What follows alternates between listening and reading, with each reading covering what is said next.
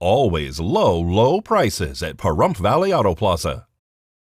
At the most recent Board of County Commissioners meeting, during Commissioners and Managers' comments, Scott Lewis came to speak about their preparations for the upcoming Area 51 events. He says that we are in a state of preparedness and says that the county fire and EMS resources are ready to respond in our local jurisdictions and have broken the county down into geographical divisions. We've identified communication issues, medical plans, and those divisions are appropriately covered.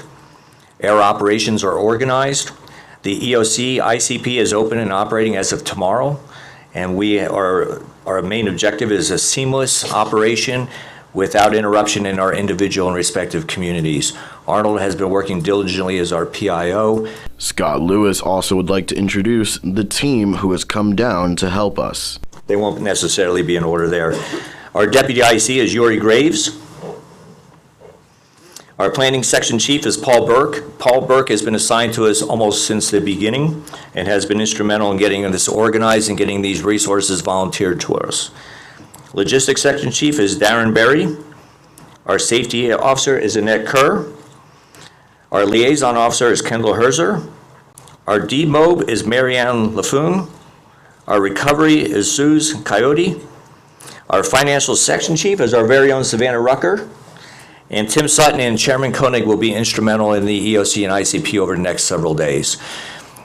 Our objective is to ramp up as necessary, and if we find that the incident is not unfolding as we anticipate, then we will start going into a demobilization, which is shedding the resources as timely as possible and getting back to our norm. Scott Lewis makes a comment about the team, stating that they represent different organizations throughout the state and that there's even one from California. The EOC has been set up this morning. Our incident action plan has been developed.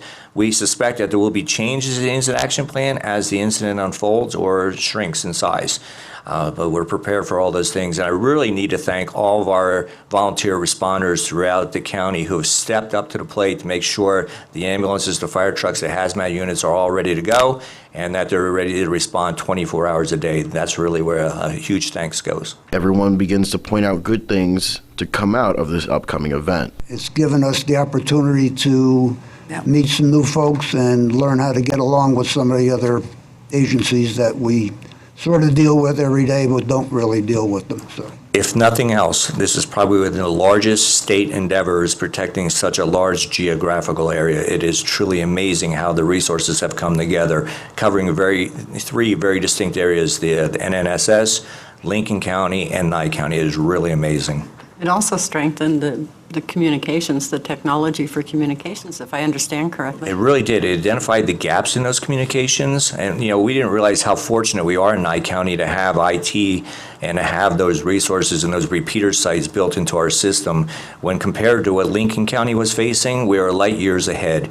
So it's a matter of just refining and retoning those different communication gaps and identifying and then sharing them with those other parties that will, have to utilize them, whether they jump in from mutual aid or as part of these groups. Might not be green men, but it is silver linings. Absolutely. Absolutely. We do want to let the public know that we had a complete briefing by Sheriff Worley this morning. So we had more information, and we've been receiving information, and your community is being looked after. Thank you, everyone.